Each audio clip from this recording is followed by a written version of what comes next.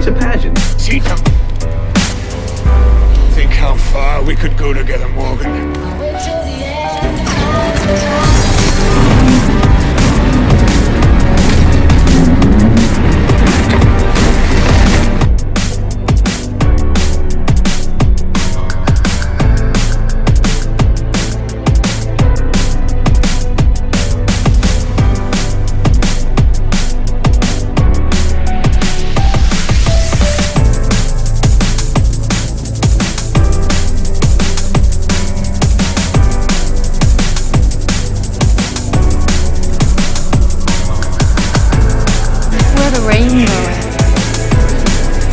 Where the rainbow is.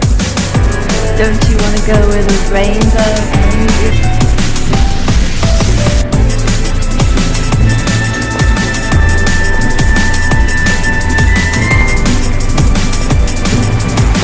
But I also know that you went to Nick's hotel this morning and talked to the desk clerk.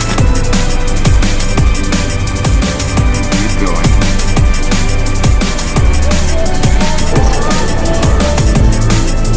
They've degenerated in...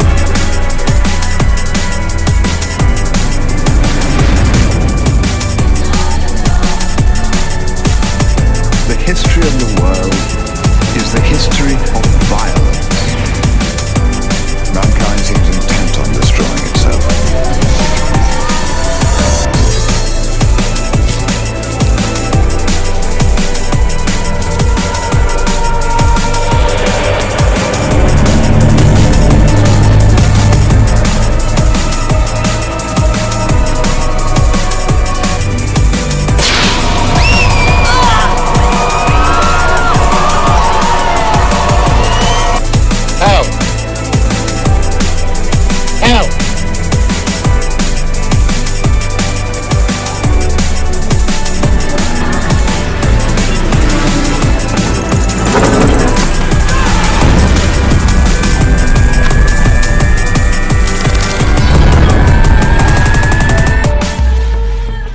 Trust me. Everything's gonna be fine.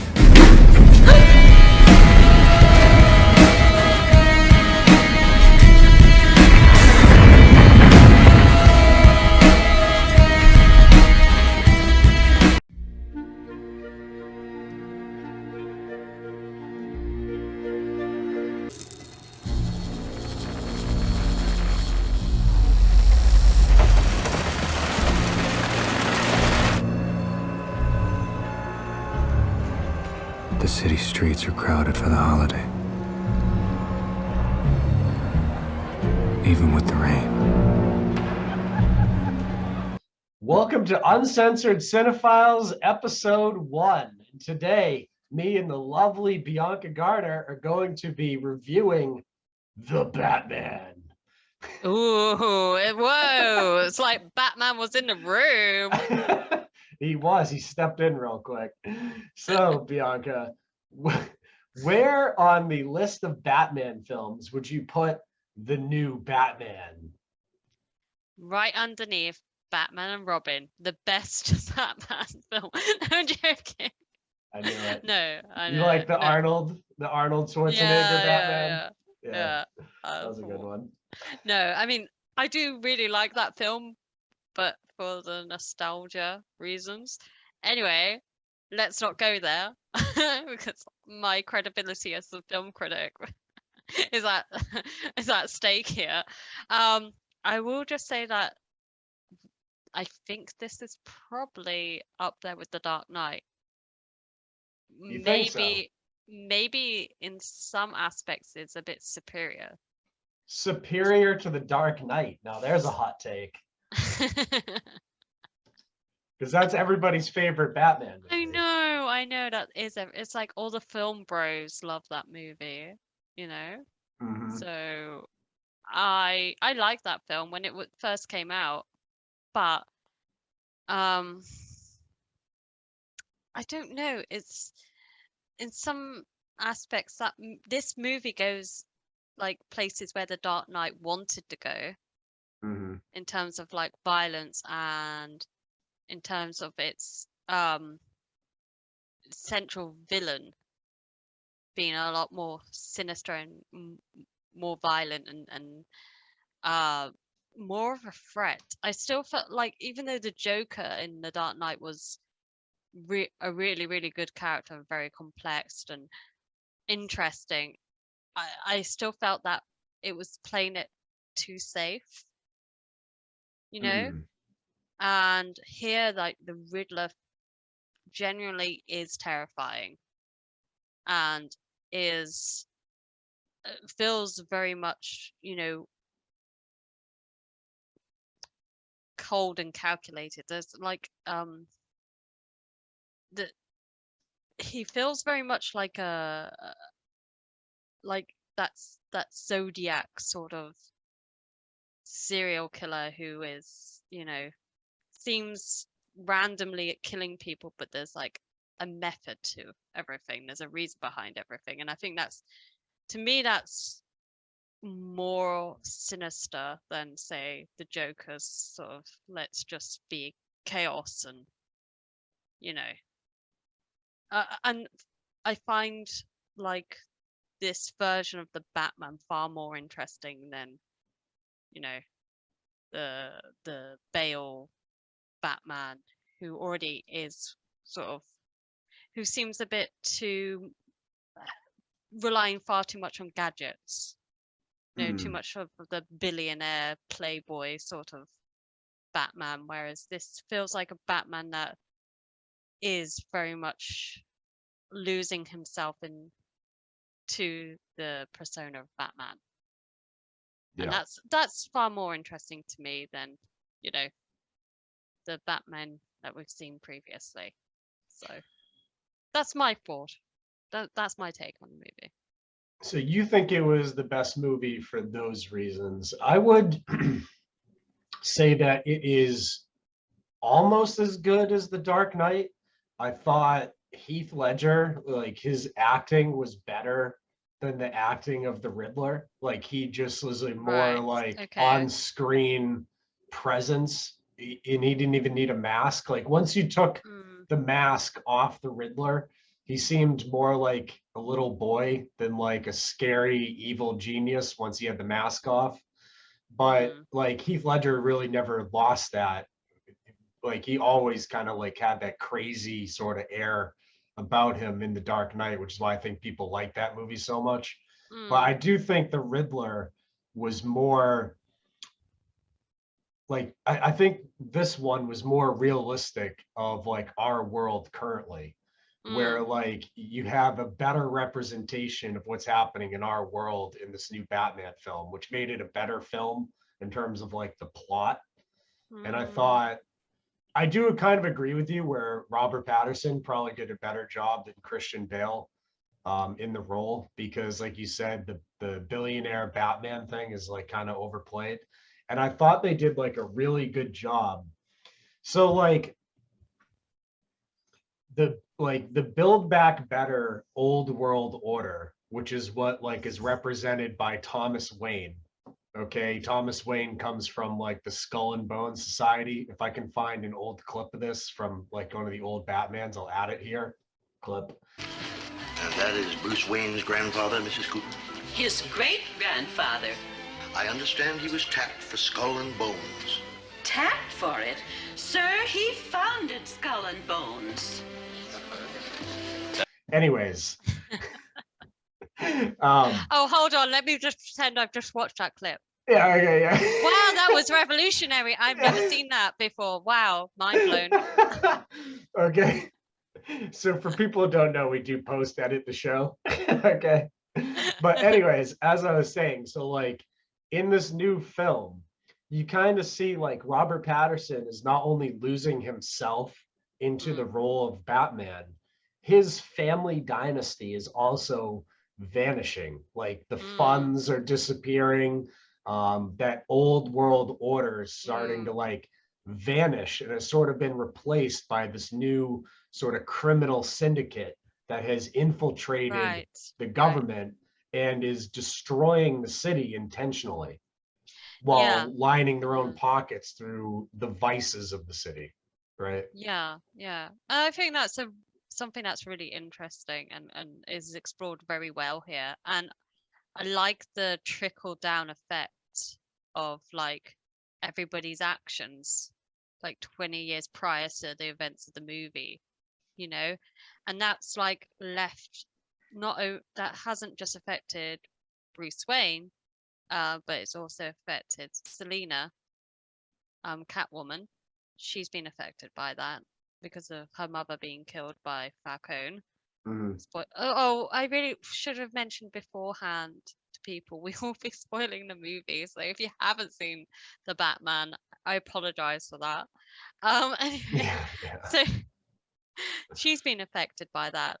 The Riddler's been impacted by what's happened, you know, and I feel like every character in that world, you can see that they've been impacted through the decisions of like very few people who are, you know, only interested in lining their pockets, which, you know, you said. So for me, I thought that was really well explored in terms of everybody has their own trauma and how like one simple event that took place in the, you know, prior to the movie beginning really sort of helped create this world where something like the Batman has had to come into existence, you know.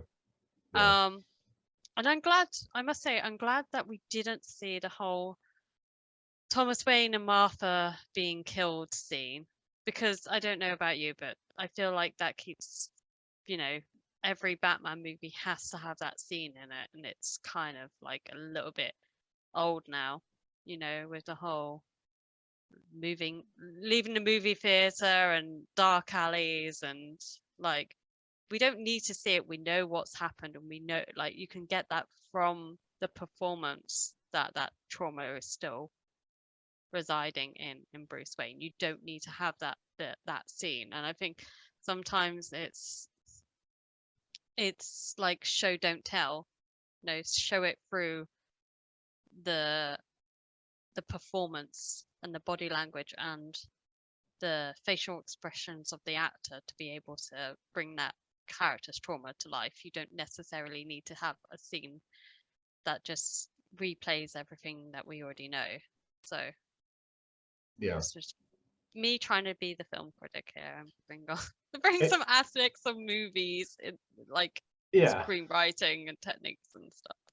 Well, I thought they did a better job with it this time, because instead of it just being like some random druggie killing his parents like in the alley, like in the first original Batman movie, even though they did give us that really epic line where he's like, "Have you ever danced with the devil in the pale moonlight?" Like, come on, that's a great line. But like I think the way they did it this time, where they killed him for like political assassination reasons, was far more interesting. Well, that I don't know what it is, but I never buy this idea that it was, to me, like, it seems really sort of like random that it would just be like a robbery gone wrong, you know, with the whole Bruce Wayne thing, because he's like if it was the real world, if say like these characters existed in the real world, there would be people that he's probably made enemies, so wouldn't they want to, you know, get rid of him? And that's what makes the film far more interesting, because you can get this, like, I got this sense that this world that exists is real. You know, like often sometimes the way that Gotham is depicted in the film, you know, it feels very hyper realistic, like it doesn't feel very like a realistic world, you know. So I'm trying, for example, the very first Batman film, you know, with Michael Keaton, that Gotham didn't seem like a real place. That just seemed, you know, like you could tell it was a set. You know, the architecture just didn't feel real. It didn't feel like a lived-in city. Whereas I felt here, you know, is a lot more realistic. You know, even though there was so much rain, I thought the movie was set in the UK. So I was like, why are they speaking with American accents? It's raining so much. You know, this is London, isn't it? Must be. Yeah. But I do like the way that they've approached this character and this story in a new light. So it makes because I don't know, I personally feel like I've had enough of comic book movies. Yeah, Like we all I'm have. getting very sick to death of like how there are so many different like Marvel movies now with characters I don't even know. Like I've not heard of these characters. Like I've obviously like Spider-Man and the X-Men and Captain America and all those characters. I know those, but I don't want to go and watch a movie about some random bunch of apparently superheroes that existed before the Avengers. Like I don't know who the Eternals are. They can't like if they were that important, we would have had them as the very start of the, you know, that instead of Iron Man, they would have made that, you know? So I mean, sorry, I just got ranting about Marvel movies. no, it's a good point because this movie was very different than all the other superhero films that have come out because this one felt a lot more like Seven or like a crime thriller as opposed to another crappy, plotless superhero movie about some random superhero that no one cares about. You know, like it's just it. I don't know. Like they finally like it feels like they finally made a movie that was actually a movie and not just like a comic book strip made into a movie. You know what I mean? Like, you know, this was a movie that wasn't made for like a PG-13 audience. This was made for like a more mature audience. This isn't a movie to try and sell kids action toys. Like, how do you sell? Like, oh, you too could be the Riddler at home. Get your own little. No. My Riddler kit comes with like, you know. Wow, my own Riddler mask and rifle. Thank you. Create your own thumb drives at home, children. Yeah.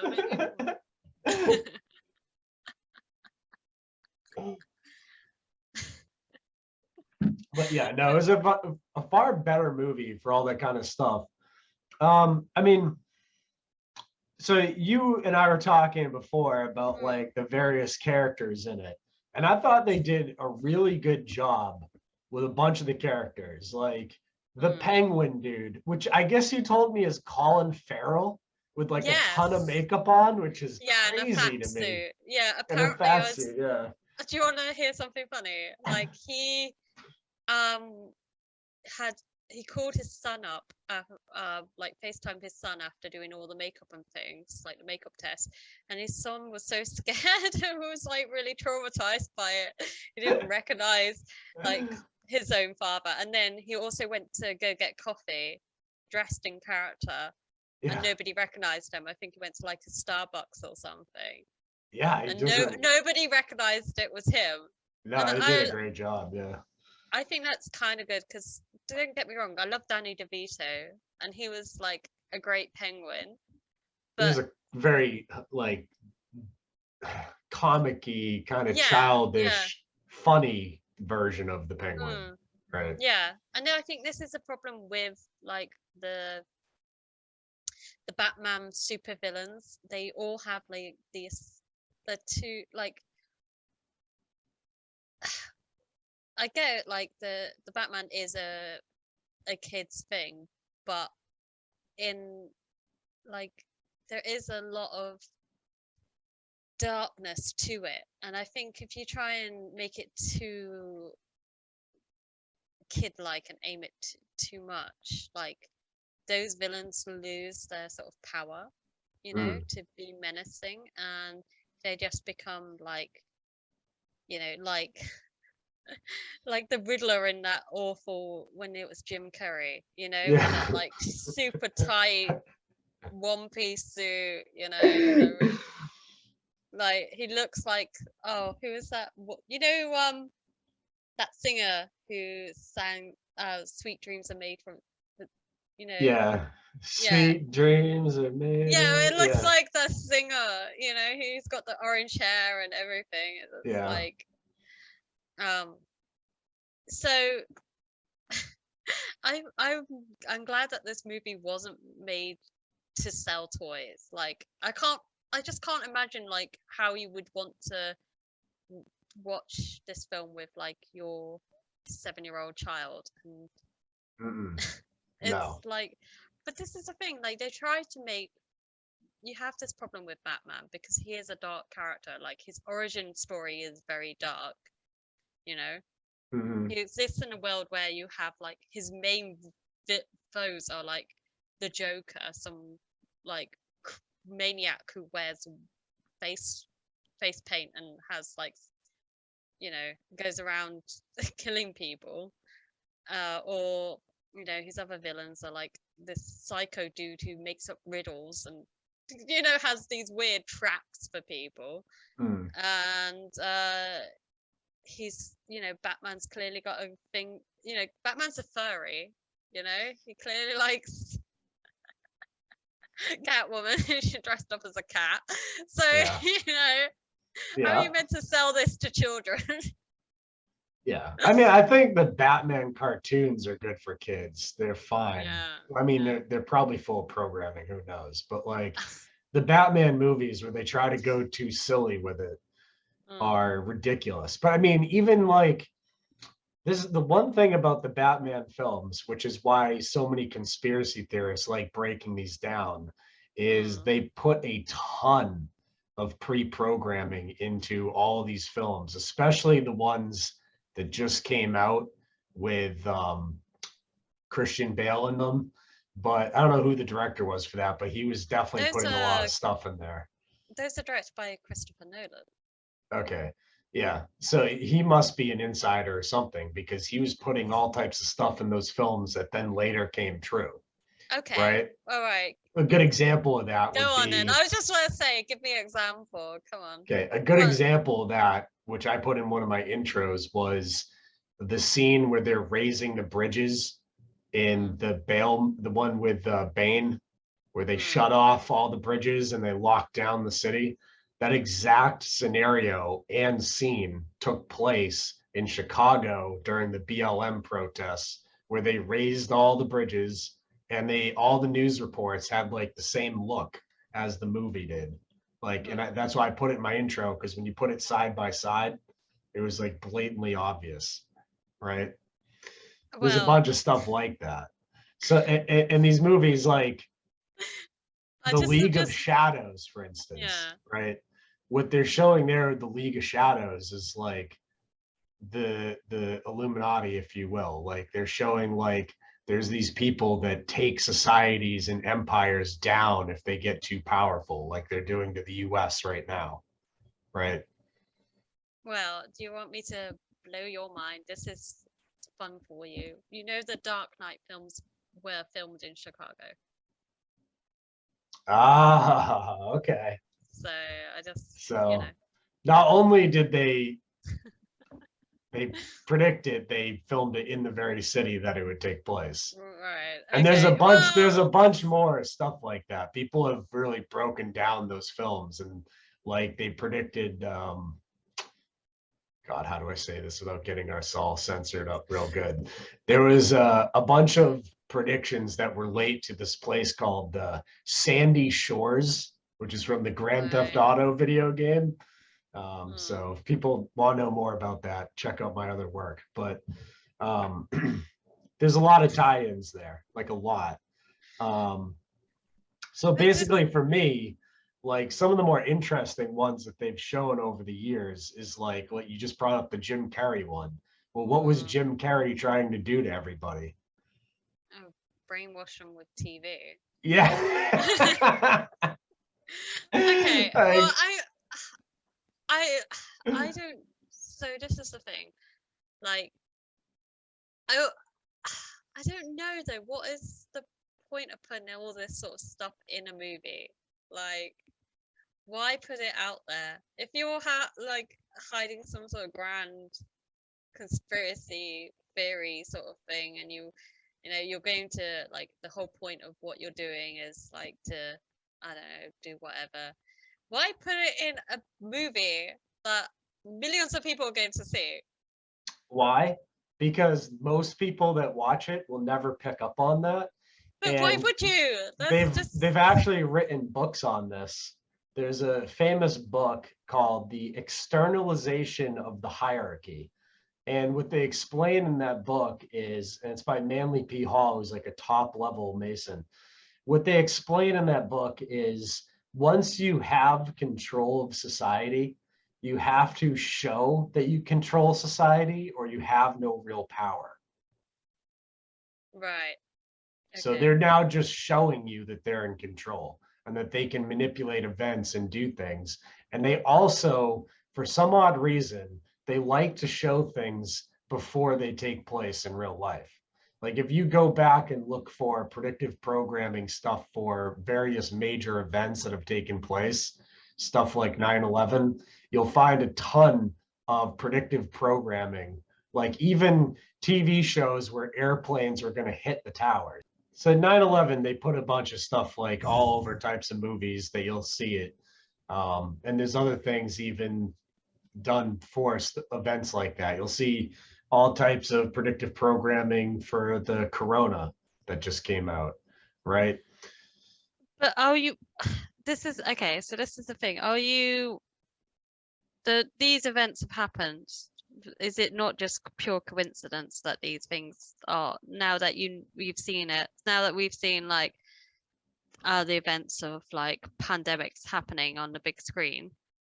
Isn't it just pure coincidence that we're looking back at old movies and TV shows and be like, you know, like I can't, I mean, I can sort of like look at these things and be like, oh, okay, so that's interesting. But to think that it's being sort of like put in a popular movie, or not even just like popular movies, like really like, I don't know, it just seems very it's a lot to sort of like take in, you know, like it just seems Yeah. like I can't understand why you would want to do that. Like, you know, why put these things like out to the public if it's something that you're trying to keep like So hide it's unhide done it just, for, yeah, so it's done for are they training just the public how to react. trolling people? Is Well, it no, just so like think of a movie like World War Z, for instance, right? right? Where Yeah. they depict the world ending by a plague, right? And Mm. what do they do to make them survive? What is the end goal for the main characters? It's to get to the continuity of government bunkers that have been there to like help people survive like the end of the world. It's not to, you know, become self-sufficient. It's not to try to survive on your own. It's not anything but give in, submit to the government, run to the government bunker. And it's good that the government built all these continuity of government bunkers because now we need them to survive the World War Z virus. See what I'm saying? Right. So Okay. it trains the public to justify things that they want, right? But then if that's the case, like who is it this the screenwriters are just writing a screenplay. The actors are just just acting in the film. The director's just directing the movie. So who's making these decisions? Yeah, so like one of the ways they influence films, like any movie that you see military equipment in the film, or movies like The Good Shepherd, they bring in CIA liaisons, and the CIA even has a Hollywood liaison office. And what they do is, in order to use certain military equipment for the film, they have to add certain talking points and or plot points to the film. and the military and the CIA will actually review films and alter and or make changes to those films in order to either get access to information, get access to use of military equipment, or have the CIA help them make it more accurate as to like what they do in real life, like with the Good Shepherd movie. Right. So what is the purpose of, say, the Batman? What is the what are they trying to say with this movie? If Well, it's this, I think this movie is a really good representation of what they're kind of trying to do with society. So as like what they're doing with America right now is they're externalizing the middle management to the public and being like, look how corrupt these people running your institutions are. And they're letting us all see the corruption. Like they outed the Epstein ring and it's in plain sight and we all see the corruption, but nothing's being done to fix society because all of our institutions are so corrupt that they can't be used to fix society. So it's making people move towards being the Riddler, wanting them to rise up against these middle management and kill them and reveal the truth, right? It's the Riddler's movement where, you know, at the end of the movie, he has all the guys with guns and they're all dressed like him. It's basically the same thing as this reactionary sort of like MAGA movement that right. has no trust in the system anymore. Like with what happened with the January 6th type of thing, where they all dressed up in silly outfits and stormed the Capitol. Yeah, and who led that in there? It's all now known that it was like federal agents that led people in there. They like all these congressional hearings and stuff, the head people that were walking people in there and being like, go in, go in, go in. They were all feds. So like the federal government enacted a rise up against itself. And then what was the end result of that? It wasn't freedom for the people. They put up a big fence around the Capitol building. Now they're fencing off other buildings and they've increased the budget for the police in DC by some huge amount. But like this whole like movement of people is fueled by these movies, like the Joker. Like you saw people dressed up as the Joker out there because that sort of revolutionary spirit is being driven through these films. And they know that. It's like mimetic warfare, which is, you know, something that information warfare specialists use, and they're trying to drive society to the destruction of the old world. That's why they showed like Thomas Wayne's fortune is dying. They keep showing these old families.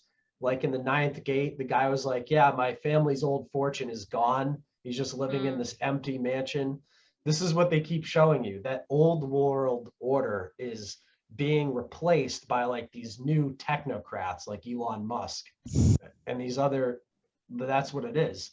And they're transitioning that and they're showing that. I'm just going to say, I really apologize to anybody who came here thinking that this was just going to be straightforward, like movie review of the Batman. Like, I'm sorry about this. You were duped into thinking something. That is completely a lie. Yeah.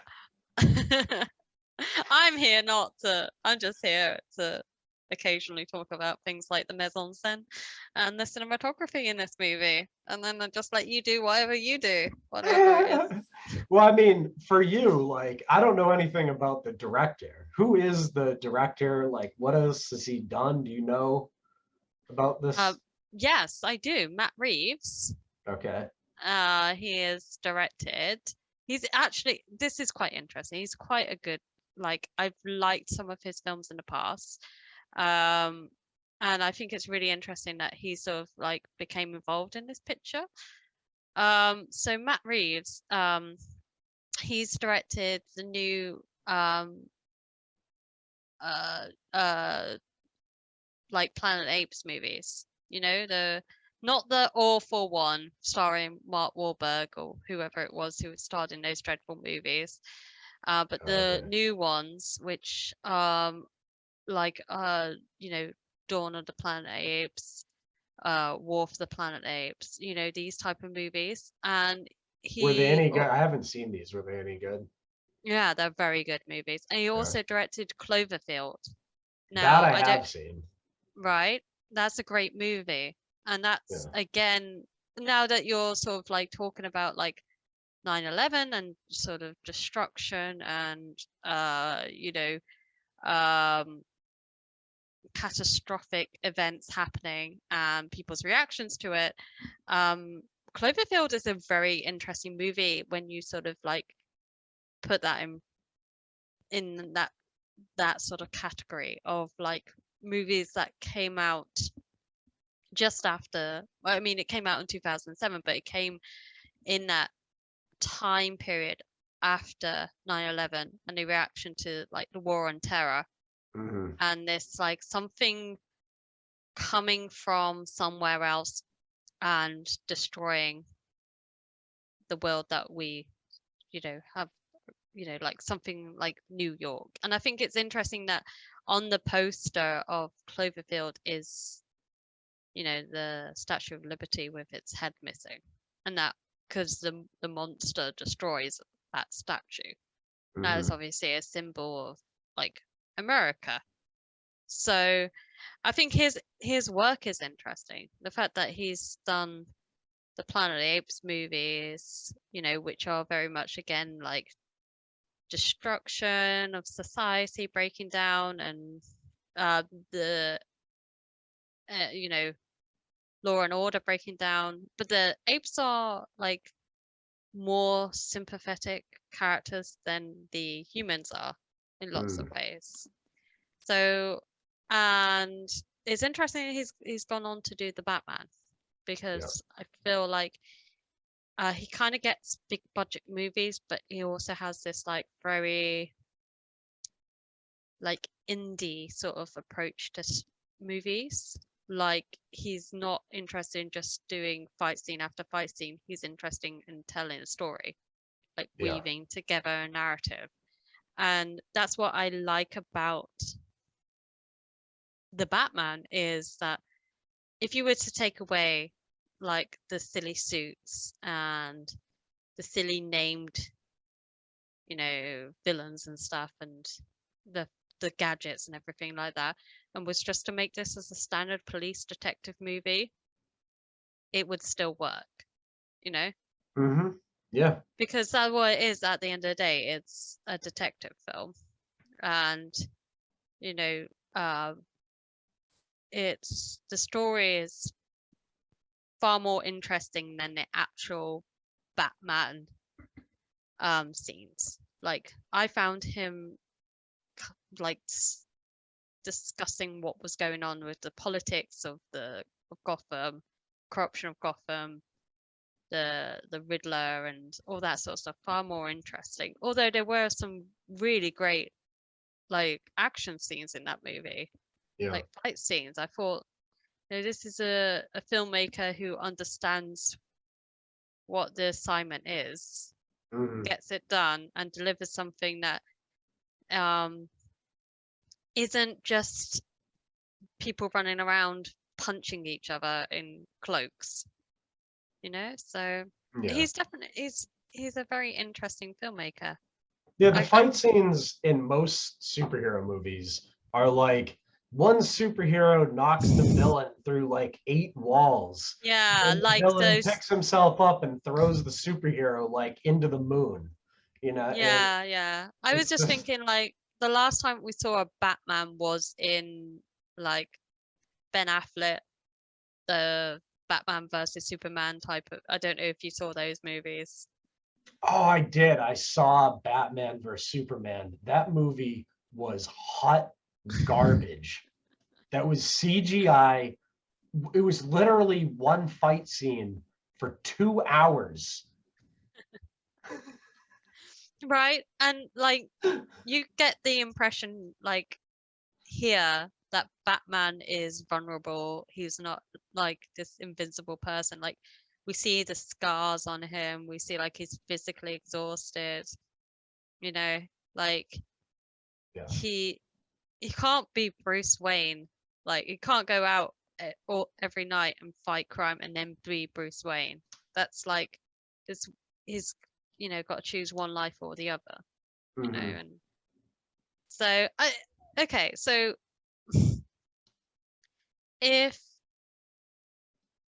so who is meant to be representing in our society? Who is Batman meant to be representing? If like the Riddler, if the like Penguin and all of the corrupt people in Gotham are meant to be representing like the corruption in our own like government, and those figures. Riddler is like the crazy MAGA sort of whatever they are now. Who is Batman meant to be? Who is Batman representing in society? Batman represents the he's exactly what he is in the movie. So his father was an insider, Skull and Bones member that thought he was making the world a better place, but actually wasn't. His Build Back Better plan was funneled into drugs and all of the vices that the Illuminati always take advantage of and like make money from. So what Bruce is, the son, is he's like one of these kids born into one of these families that tries to resist it. There are absolutely people that are born into the families that run the New World Order that try to resist and try to end it from the inside. And that's basically what Batman represents, is he represents one of them that's trying to change things, but can't.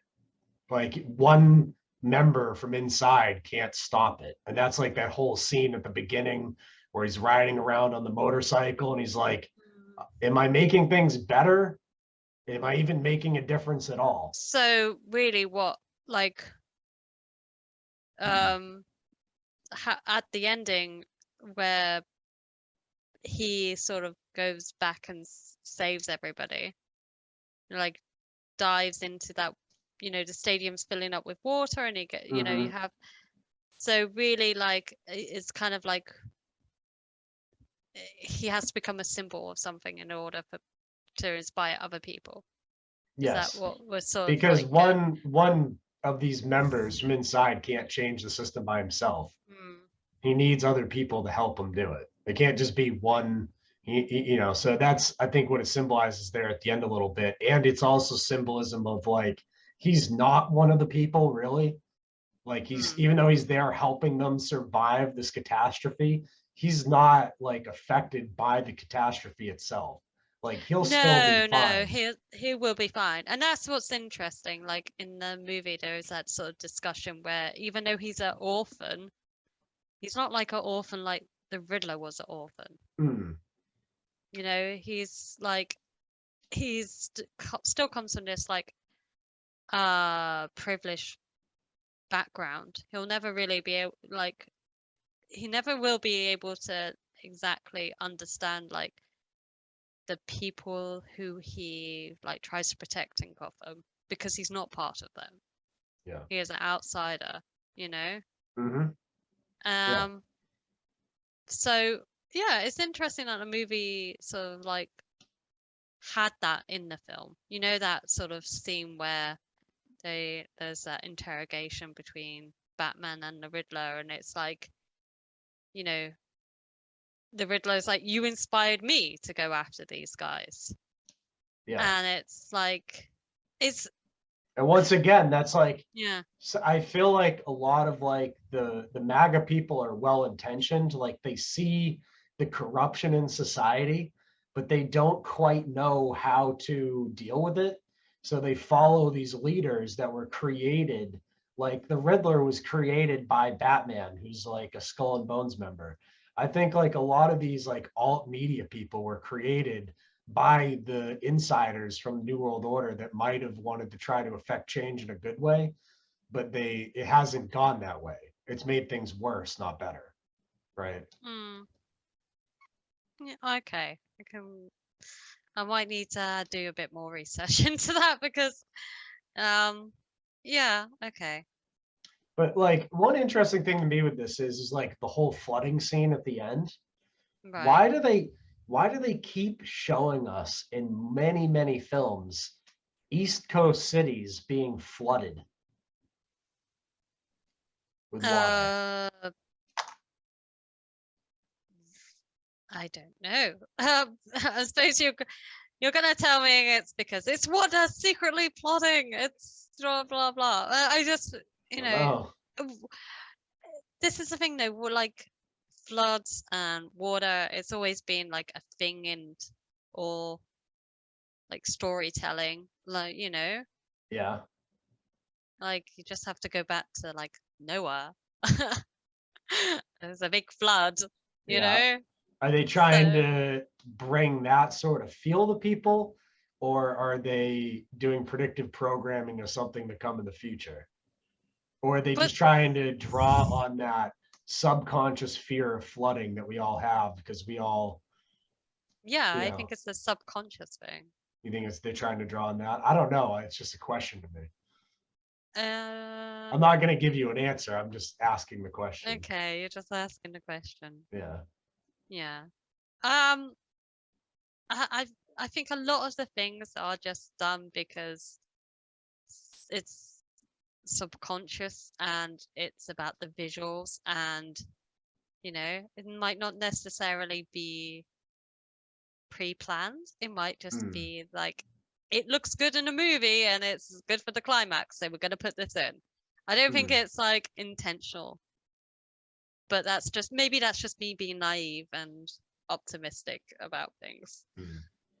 I don't want to think like everything is like or else I'm not going to be able to watch a movie and enjoy it. And I struggle a lot already with that because I'm not just like, I don't know, I'm seeing it as a film critic slash film student. Like, Hmm. I'll be like, oh, okay, so that scene mirrors this scene from another movie, and that, and that's, you know, puts me down that path. Whereas you're probably watching a movie and be like, okay, this is because it's this, blah blah blah. See, it's really hard to sort of like. I don't know how people can just switch off and not think about things while watching a movie. No, yeah, I see things like I was rewatching it last night and I was like noting like little things here and there that I was going to write into notes, but like it doesn't really matter. We're hitting the major points anyways.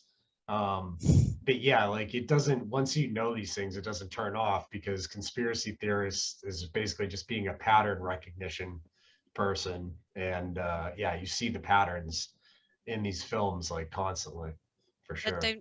don't you run the risk of becoming like Bruce Wayne and losing yourself in the role of like Batman? Is that not a and ultimately he sacrifices a life of like being with Catwoman to go pursue this role of, dressing up in a bat costume.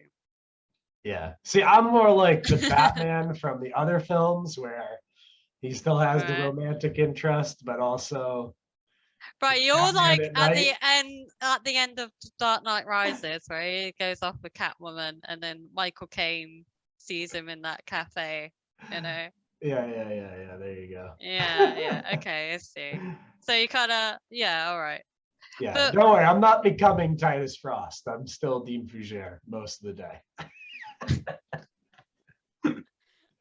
Even though I think do it's, fight crime at night wearing pirate gear. I think it is interesting though that they have him, like you say, like trying to avoid being playing the role of Bruce Wayne throughout this movie. Like, Alfred says that the board members are having to come to the house because he's avoiding, going to any meetings. He seems really like reluctant to go to any like political events, like the funeral. It's like a huge thing, and he's got to a point where people don't really even recognize him anymore as being Bruce Wayne. It's like he's so caught up in trying to do good that he's forgetting that maybe he can do good as Bruce Wayne. Yeah. As well as being Batman, you know? Yeah. So he can probably do more as Bruce Wayne than as the Batman maybe. to actually fix society, because Yeah. he'd have access to wealth and power and political power, and that version would actually accomplish more than him dressing up in the bat suit, running around, stopping people from robbing convenience stores.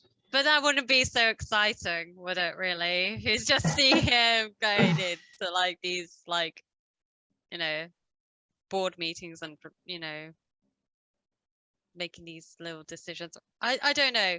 Probably wouldn't be. What would, and can I ask, would Bruce Wayne have a Twitter account? Is he tweeting? He would have bought Twitter, right? Right. Okay. he would have been just bought it and then like, it's mine now. I'm gonna charge you all $3 a month to use it, like Elon's doing. Yeah, that's just madness. So. It's just like, if you did have that amount of money to buy Twitter, wouldn't you just want to be Bruce Wayne and Batman? Like, that's what I'm doing with my money. I'm buying myself like that car. I'm buying myself the suit. I'm going out there and fighting crime. Yeah, I don't know. I might hire someone else to do the actual crime fighting part, because like he gets his ass kicked a few times, you know, like yeah, that's true. Shot and like yeah. I don't know, but I guess it would be kind of fun if you had like all that gear and like I don't know how much money Bruce Wayne would have to have in order to be Batman. In this movie, not that much. It just needs like a man cave and like a body armor suit. So you didn't really have that many gadgets in this film. No, that's what I kind of liked. It wasn't. I mean, he had those. It was interesting. He had those like contact lenses that were like recording everything. Oh, I'm glad you brought those up. Oh, okay. I'm glad you brought those up. I'm really glad you brought those up. Do I need to go? This is going to be a long. Here we go. During the campaign trail of the current occupant of the White House, he was using contact lenses to read scripts. No, he wasn't. No, everyone thinks Biden has an earpiece in. No, everyone thinks he has an earpiece in. Right, yeah. We proved by just zooming in on his eyes that his eyes were a different color and he was wearing contacts. Maybe he just has like wants to change the color of his eyes. They now have contacts that allow people to display text so you can read it like you could a teleprompter. Oh, I hate it when you write about things. Because now you're going to be like, in 2 years' time, they're going to be like, you can have these contact lenses, and you know, like no, they already have them. They're already commercially available. Yeah, but people are going to be like, oh, I can record things now. Oh yeah, and that's all coming. That was already shown. This contact lens thing was already shown in Deus Ex. Is it shown in Deus Ex, the video game? And Black Mirror. Yeah. Right. Have you seen? Was it in Black Mirror too? Yes, it was. It was in the very original series of Black Mirror. This is because the whole thing is the guy becomes obsessed with rewinding everything and thinks his wife's having an affair, and it ends horribly for him. Oh, okay. I must not have seen. But did I see one? I don't know. I can't remember. Yeah, very first season. I probably saw it a long time ago. But yeah, I mean, the idea, like, eventually people will be transhumanist, and you'll even not just wear contacts, you'll take your eye out and put a mechanical eye in and have that, because you can use that to take photos and like all the stuff that you do with the camera. You could zoom in various things. You could analyze stuff. Like, think of all the things you could do if you had a camera instead of an eye, right? Like in the future when technology gets better. So like, this is just another one of these pre-programming things where they're like, yep, soon you'll all have contacts like this. Wow. I was doubting you for a while. And then remember in the this- other Batman films where how did they find the Joker? They used everybody's mobile phones to make a little sort of hack in and record everybody, and that's how they located him. And now everyone knows that technology exists and is possible, but it was in that film first before they released it to the public. But see how they released it to the public and it was used to stop the Joker, right? So now when the public sees it in real life, they're like, well, they're just using it to stop terrorists and criminals. They're not spying on average people that go to January 6th protests. Oh, wait, they are. Turns out they are. Yeah. Oh, this is just another. You're right, and Bianca's naive and sees the world in a happy little. She just wants to have a cups of tea on the grass, and you know. There's still good movies, though. I mean, it's a high quality movie. Oh, sorry. Yeah. It was entertaining. I mean, don't you think? In terms of the Batman films, I would say this movie was the most entertaining one since The Dark Knight. I think in lots of ways, I found this more entertaining than The Dark Knight. Yeah, so to you, it's more entertaining, but to me, it's equal. I think it's definitely Batman's a lot hotter in this movie. Patterson. But see, all right, now let's get into Catwoman then, because if this is the best looking Batman, this is the worst looking Catwoman. Ooh. You can't say that. It's true. She's got the worst costume. It's not hot. It's not Does it? Can I just say, this is the thing, as a feminist, and I am still a feminist, regardless of everything. Always will be a feminist. Well, I'm a feminist too. I believe in equal rights for men and women. Okay, yeah, all right. Yeah, I'm just having no need to hate. No need to hate.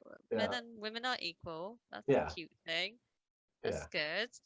Anyway, as a feminist, I will say it's really the way that women are depicted in comic book movies. This isn't just in comic book movies, and I hate that people are probably going to be say negative things about me being a whiny woman, but women are depicted in these films often as sex objects. It's not just in it's really perverse in our society that women are presented this way, and it still continues to happen, and it's not empowering for a woman to be in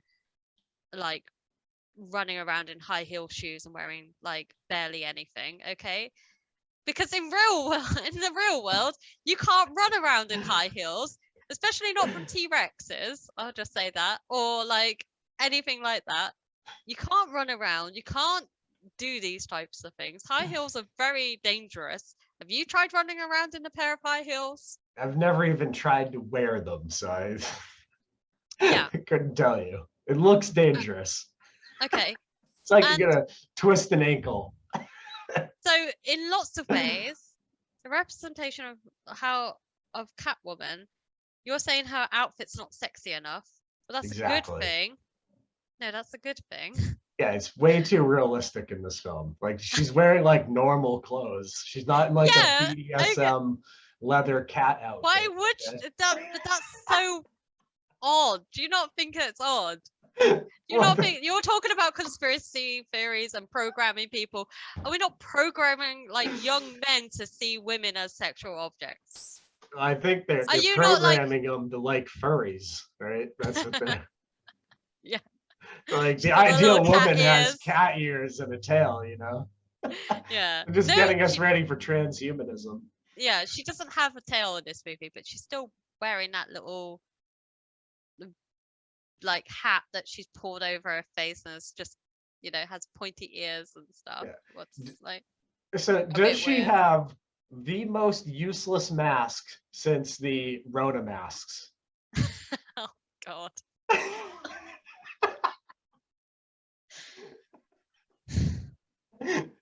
Because you can see her whole face through the mask. It's not stopping any like facial recognition, No, do you anything. know what? I think it's because her head gets cold, you know? And she just like so she's got I thought it was kind of It's a like, cool where's look. the Zorro mask? Like, Okay, she did need to like do something a little bit more. But it when you covers like this. For people who don't know, it covers like this much of her face. yeah, but then look at the other Catwomen. Like Anne Hathaway's character, she didn't have Yeah, like a mask. And she when she was Catwoman in Dark Knight Rises. yeah. I didn't really like Anne Hathaway's Catwoman.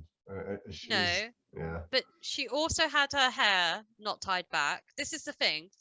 If you're like, how easy is it to grab a woman's hair if you've got long hair and pull on them? If you're fighting crime, you need to wear like this is short hair, practical. No one's yeah, grabbing that. yeah. No high heels, right? Because that's not gonna you're not gonna be able to fight crime in high heels. Maybe wear like a bit more of a practical mask that covers up your face. Yeah. And maybe wear some armor and not run around in like a tight, suit. That's, you know, where's the body armor? Why Yeah. are See, to me, female? bring the Catwoman back from the first Batman movie Oh, for goodness sake! with Michael Keaton. How did she get into that outfit? Come on, so much talc and Perfect. powder. Perfect. That's the perfect Catwoman outfit. Okay, she was the best Right. Catwoman. Least probably realistic though, yeah. So Well, no, yeah. because I think have you not seen the atrocious Catwoman movie they made with Halle Berry? Well, yeah, I don't even consider. I guess I You forgot just about that. take a second to look at that Catwoman outfit and then come Yeah, back to that's me. they just made that for like, they're like, how do we market a movie to men? She runs around in a bra in that movie. Yeah, okay then. Yeah, there's like nothing covering her stomach, right? Oh no, her tummy's out. No, because you can stab her stomach. That's like soft area. That's a soft, But she vulnerable has area where 9 you. lives. I mean, what are you so worried about? Maybe after the life 7, you start covering the tummy. It's still gonna hurt her. She still feels pain. Was she bit by a cat in that, like a radioactive cat in that movie too? No, what happens is, that movie, we have to review that movie because that movie is so atrociously bad. The main villains in that movie are, so it's a makeup company who Probably are some making, white guy. no, it's a woman. It's a woman, which is interesting.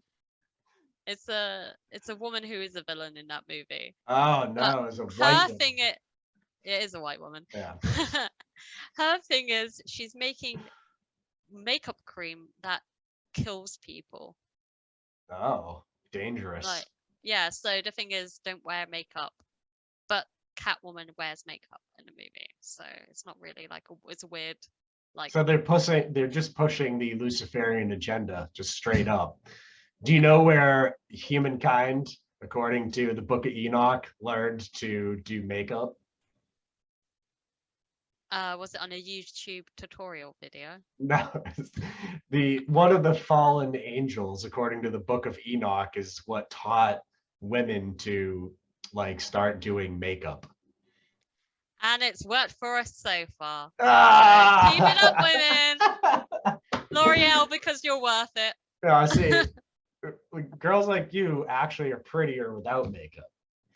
So, yeah, very Anyway, smooth. back to Catwoman. Yes, the terrible Catwoman movie, not good.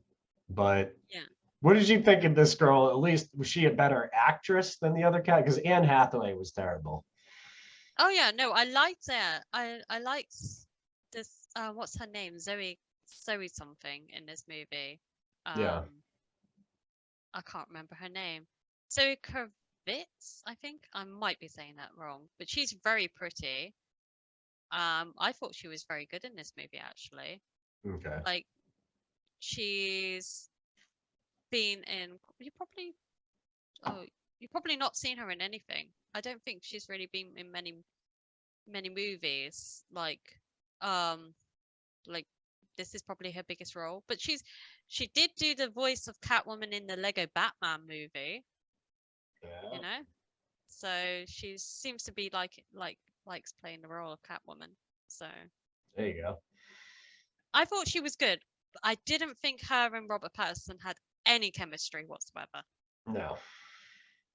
I just I didn't feel anything for them.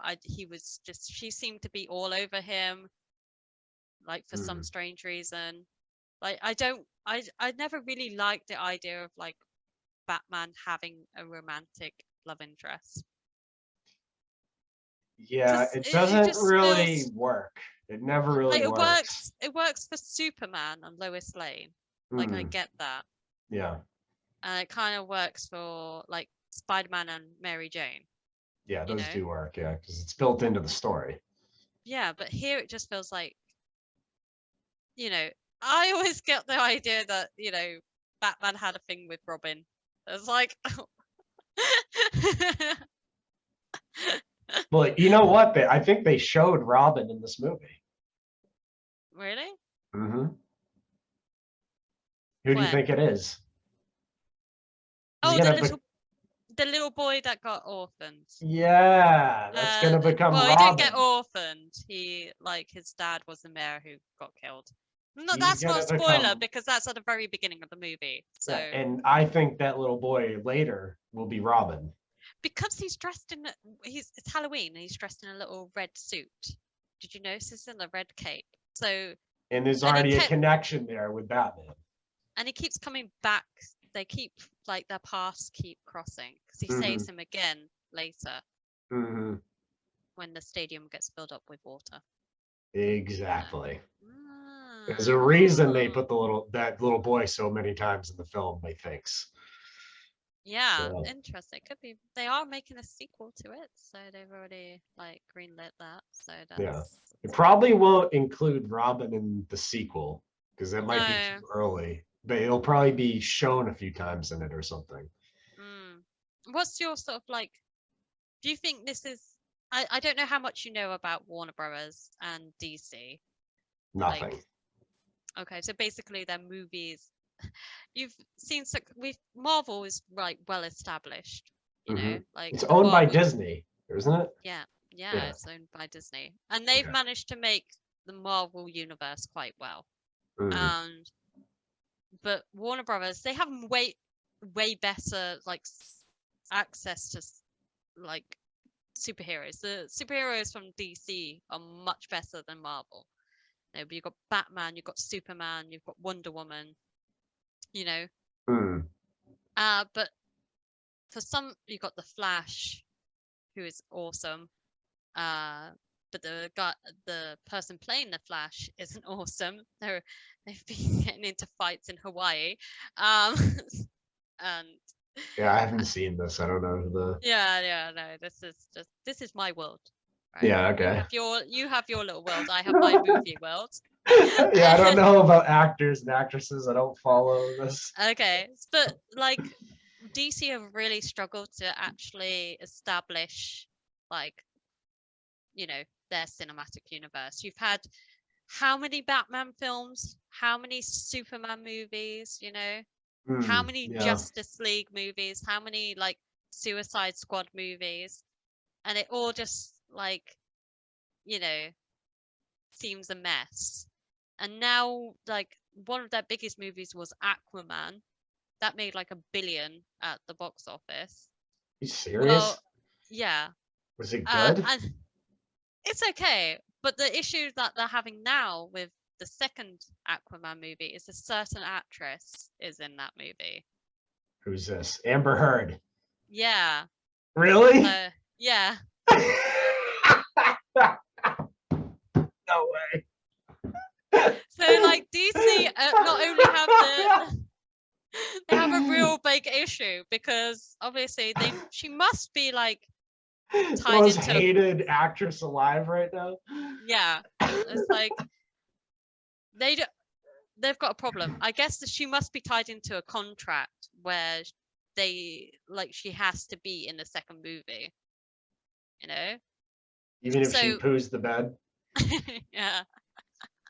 So apparently they've cut loads of scenes down, and now she only has 10 minutes of run time in the entire movie, or screen time. And they were trying to edit it down to like 1 minute. Well, the thing is, she plays a role which is quite a big role. She's she's Queen Mira, who is like the wife to Aquaman. Well, she's quite like a big role, and in the comics, she's meant to be like a big character. She's, you know, like part of, I don't really know Aquaman all that well, so I think it's kind of funny that, like, you know, the whole Warner Brothers DC sort of like cinema universe is like a shambles right now, and they really should be focused. They should put all their focus into like these films like the Batman. Like, instead of trying to force all the characters to come together in a Justice League, or just let them do their own individual movies. It doesn't need to be part of the same universe. Yeah. They No, can I be agree. standalone movies. But anyway, I thought that would make you laugh about the whole Amber Heard thing. Yeah, because like I saw, oh God, what was it? The one with the dude with the glove, and all the superhero characters come together to beat the thick guy. The dude The and guy the is glove. super thick and has a glove. You know what I'm talking about? Yeah, you're With talking the about gemstones. you're talking about Thanos in like Yeah. Avengers. Thanos thick. That's right. Thanos. Okay. So I saw those movies, and literally the entire movie's just like cutscene to introducing superhero, and then it's like cutscene to introducing another superhero group, and then it's like, here come the galaxies of the douchebag universe, Defenders or whatever, and then they're there, and it's like, it's just like one introduction of a superhero after another, and then it's like, now it's time for the final battle against the dude with the big glove. It's just like dumb. Like, the movie's just so dumb. Isn't it These interesting? movies made like tons of money somehow. Isn't it interesting that his whole like mission is to wipe out 50% of the world's the population? Yeah, in he's that like, movie? I represent the World Economic Forum, you know. I work for Bill Gates. I'm here to wipe out half the planet. Okay, yeah, maybe maybe it is. Maybe everything you say is true. Yeah. Who knows? And then they fail to defeat him anyways, just like the Batman failed in this movie to stop the flood, to stop the shootings. They got him. Did you not watch Endgame? They got him in the end. Did you not watch the final Avengers movie? No, I was pretty satisfied with half the world being disappeared. Oh yeah, you were like, that's fine. I was like, this is a perfect ending. So Yeah. why would I want to watch the next film? They bring them back. They probably bring the people back in the next film, which is the actual tragedy. And they bring everyone back, and it's like 5 years later, and nobody is like that bothered by it. It's like, your family would have moved on by then. You've been gone for 5 years. Like, I'm sorry, I'm not waiting for you if it's 5. You better wait for me for 5 years. I'll come back and haunt you for all 5 years. The ghost of Captain Frost will become a real thing, okay? I'll be waiting, don't worry. It's like, what else? It'd just be like me just talking to myself, pretending that you're still here. I'll just be making like these videos, and I'll be like playing both roles. Yeah, I'll haunt you, don't you worry. Well, just like I'm haunting Susan on YouTube now. Yeah. I feel sorry for like anybody watching this, honestly. This has been the weirdest, ramblingest like movie review ever. We've talked about everything Batman in this. We've covered all the bases. All the bases.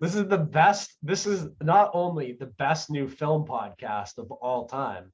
This is the best Batman movie review on the internet. And it will say so in the description. Just because you say it in the description doesn't mean that's true. It's the truth about the Batman film, right? It's the real truth. This is the real truth, yeah. Yeah. Well, I think this is a good way to sort of like talk about the next movies that we're gonna try and review because they've been requested. Yeah, so And what I are we think a doing lot. next? So we're done with the Batman. The Batman is Oh officially yeah. Do you want to recommend? flooded and shot to death. Do you want to Do you recommend this movie to people? Do And I if you had to recommend the Batman? Yes. It's Mm. one of the best movies I've seen since Dune. Dune was the last good movie I saw. Oh, interesting. So this and Dune are like the only good new movies I've seen in a long time. Oh, well, not even Turning Red. Turning Red was just like very strange. You didn't get it. It's fine. You're a man. You don't go through Yeah, these things. not really. Made me kind of scared. I was like the dad who's like sees what's going on and kind of like backs up and walks away from the situation. That's me. That's my review of Turning Red. Okay, so if you had to give this a star rating, like 5 stars being the best and 1 star being the worst, where is it? Ooh, shoot, that's a tough one. Give an actual rating. Mm. I guess I would say like it's not the best of all time. It's probably like a 4.20, so a 420. You're not. That's not how you do these ratings. Kind of 4. I'll round down. No, you can have 420. I'll let you. Yeah, like in between a 4 and a 5. Like it's better than an 80, but not like 100. Okay. Gosh. What about you? Where would you mark it? I'll probably say a 4. A 4? Yeah. Yeah. I think I have some issues with the movie in terms of its like length and kind of said about like Catwoman, Batman sort of relationship. I didn't buy that. And I do have some of the stuff was a bit like that could have been like I wish I focused more on that, and I thought like there wasn't enough of the Batman talking to the Riddler. Like that felt very brief. Yeah. I Yeah. kind of but yeah, it was a very good movie. So I really liked it. Okay. So a 4 out of 5 for both of us, basically. Yeah. So definitely a movie we recommend watching then. Yes. Next I think we should just talk about what we're doing next. Yeah. Yeah. I'm excited. What are we doing next? We're going to be talking about Eyes Wide Shut and Ninth Gate.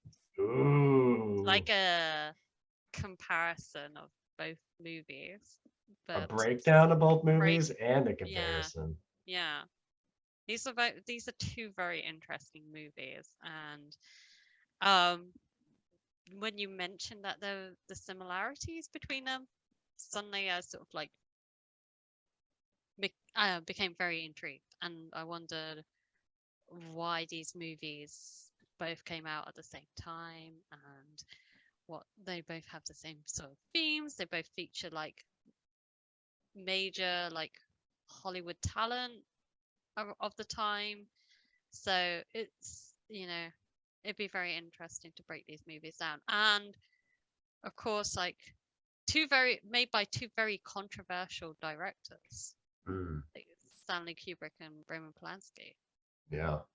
So would be very interesting to sort of like talk about those movies. Yeah, I'm really looking forward to that one for sure. Like, and it's also what people wanted us to talk about on Twitter. Yeah.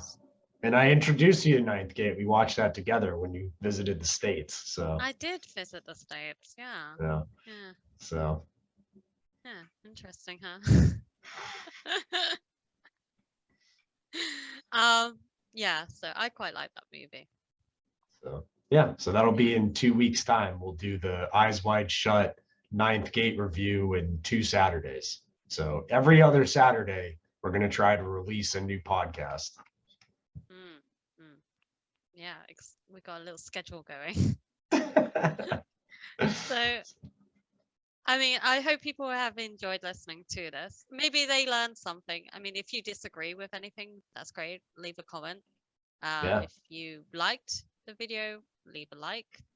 If you want to criticize me for anything, keep that thought to yourself.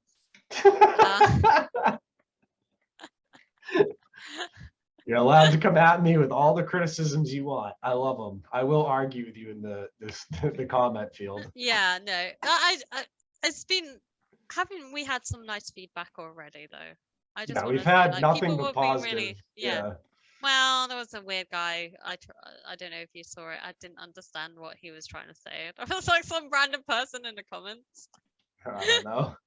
I'll have to show you it later. But I was just like, okay, I think this person, English isn't their first language, so I'm gonna give them the benefit of the doubt. But also, Google Translate is your friend. So Yeah.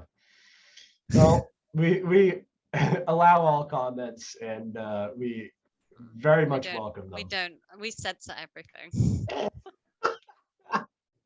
This isn't a platform for free speech. No. It is YouTube. No. Exactly. So we'll be back in 2 weeks. I thank everyone that did come over here and watch this for watching. Thank you to Bianca for joining me. Yeah, what else am I gonna do?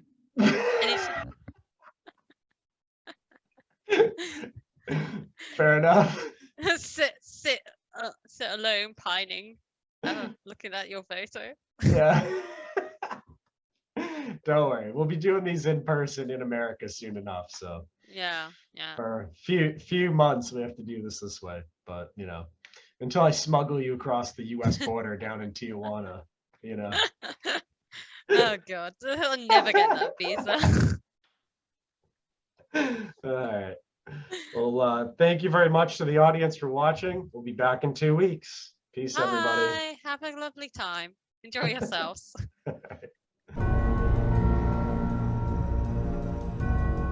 We have a signal now for when I'm needed. But when that light hits the sky, it's not just a call. It's a warning.